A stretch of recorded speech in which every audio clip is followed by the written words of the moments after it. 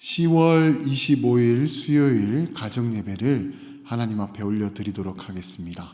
다 같이 사도신경으로 신앙을 고백하도록 하겠습니다. 나는 전능하신 아버지 하나님, 천지의 창조주를 믿습니다. 나는 그의 유일하신 아들 우리 주 예수 그리스도를 믿습니다.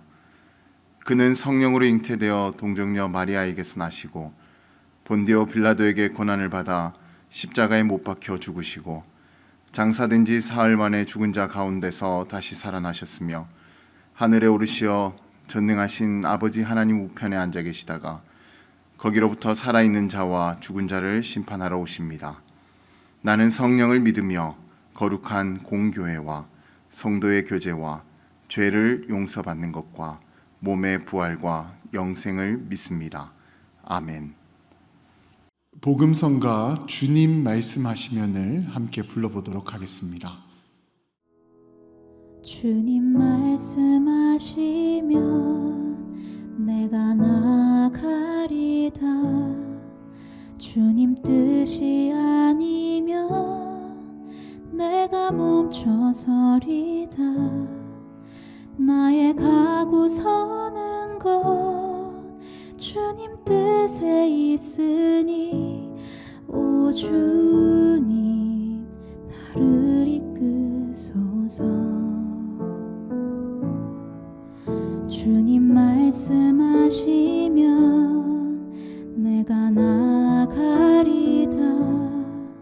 주님 뜻이 아니면 내가 멈춰서리다.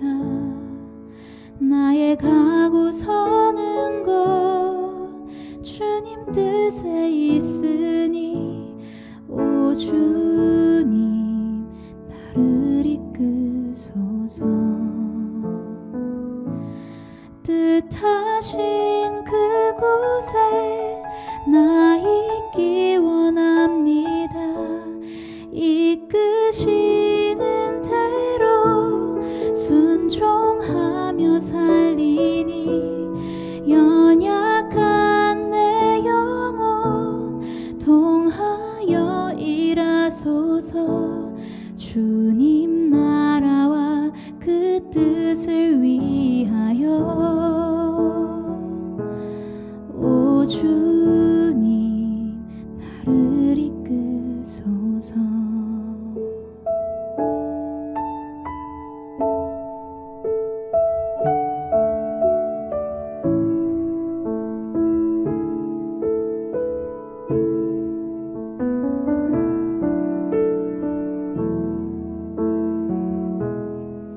주님 말씀하시면 내가 나가리다. 주님 뜻이 아니면 내가 멈춰서리다. 나의 가고 서는 것 주님 뜻에 있으니 오 주님 나를 이끄소서. 오늘 우리 가정에게 허락하신 하나님의 말씀은 열왕기상 20장 35절에서 36절까지의 말씀입니다. 선지자의 무리 중 한 사람이 여호와의 말씀을 그의 친구에게 이르되 너는 나를 치라 하였더니 그 사람이 치기를 싫어하는지라. 그가 그 사람에게 이르되 내가 여호와의 말씀을 듣지 아니하였으니 내가 나를 떠나갈 때 사자가 너를 죽이리라. 그 사람이 그의 곁을 떠나가더니 사자가 그를 만나 죽였더라. 오늘 본문의 말씀을 보게 되면 이런 이야기가 나옵니다. 한 예언자가 다른 동료 예언자에게 자기를 치라는 그런 내용이 나옵니다.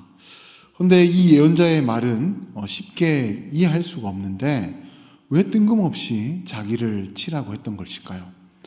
그것은 오늘 본문 뒷부분에서 알 수가 있는데 그가 왜 이런 말을 했냐면 북이스라엘의 왕이었던 아합 왕의 잘못을 지적하기 위해서, 또 그를 경고하기 위해서, 그리고 그가 전쟁에서 상처를 입을 것이다 라는 것을 전해주기 위해서 그렇게 하라고 한 것이죠.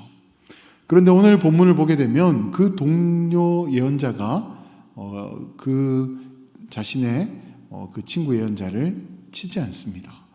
그러자 그는 네가 하나님의 명령에 순종하지 않았기 때문에 네가 나를 떠나갈 때 사자가 너를 죽일 것이다 라는 그런 예언을 말하게 됩니다. 그리고 실제로 그 동료 예언자는 길을 가다가 사자를 만나게 되었고 사자에게 물려 죽임을 당하게 되었습니다. 그런데 이 말씀 참 너무 뜬금없지 않습니까? 그리고 사람을 치지 않았다고 해서 사자에게 물려 죽게 만들었다. 참 쉽게 납득이 안 되는 그런 말씀이죠. 그래서 무슨 일이 이런 일이 있는가? 또 무슨 하나님이 또 이렇게까지 일을 만들어 가시는가? 이런 생각이 들 수도 있을 것입니다. 하지만 여기에는 생각해 볼 중요한 의미가 있습니다. 하나님께서 우리에게 명령하시는 것들 중에는 우리의 이성으로 이해가 되는 것도 있지만 우리의 이성으로 도저히 이해할 수 없는 그런 내용들도 있습니다. 구약의 말씀들 중에서 예를 들어보자면 하나님께서 패역한 너희 이스라엘을 심판할 것이다. 이 예언의 말씀은 충분히 우리의 이성으로 이해할 수 있고 또 충분히 받아들일 수 있는 그런 내용입니다. 그렇지 않습니까?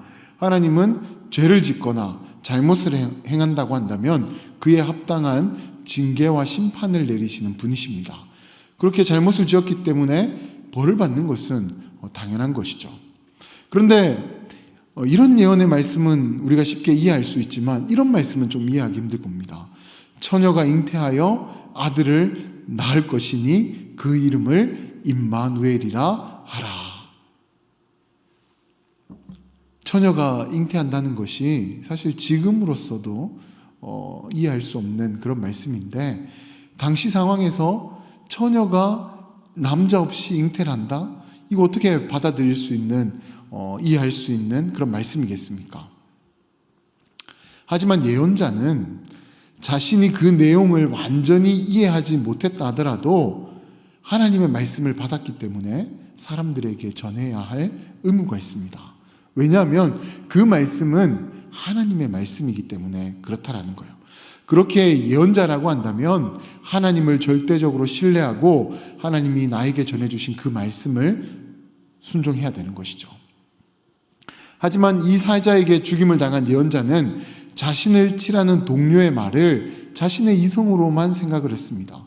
그리고는 왜 때려야 되는데, 이걸 왜 해야 되는데 라고 그렇게 생각을 하고 이 말씀에 순종하지 못했다가 결국 죽임을 당하게 된 것이죠. 이렇게 하나님의 말씀에 순종한다는 것은 내가 그 말씀을 듣고 판단하여 옳고 그름을 따진 후에 행하는 것이 아닙니다. 내가 아무리 생각해도 이해가 되지 않더라도 하나님 말씀이 있기에 그 말씀을 또 하나님이 하신 것이기에 하나님을 신뢰하고 하나님 말씀대로 행해야 하는 것입니다. 그것이 순종인 것이죠. 예수님께서도 그와 같은 모습을 보이셨지 않습니까? 겟세마네에서 기도할 때 주님께서도 이 십자가를 지는 것이 본인의 이성으로 생각했을 때는 도저히 납득할 수 없는 일이었습니다. 그러나 예수님께서는 이렇게 기도하셨습니다. 만일 아버지의 뜻이거든 이 잔을 내게서 옮기시옵소서. 그러나 내 원대로 마옵시고 아버지의 원대로 되기를 원하나이다. 이렇게 예수님께서도 자신의 생각과는 다르지만 하나님의 뜻대로 되기를 원한다라고 그렇게 기도를 하셨습니다.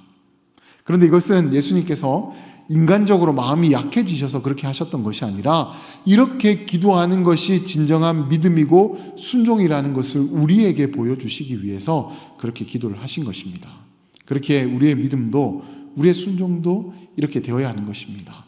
내가 판단해서 이해할 수 있는 일이냐 아니냐, 그리고 이 일이 상식적이냐 아니냐, 이런 것을 따지기보다는 우리가 믿는 하나님을 신뢰하고 그 말씀에 온전히 순종하는 자세가 필요하다라는 것입니다. 아무쪼록 저와 여러분은 어떠한 순간에도 하나님을 신뢰하면서 하나님의 그 말씀에 순종할 수 있는 그런 믿음의 성도들이 되시기를 주님의 이름으로 간절히 축원드립니다.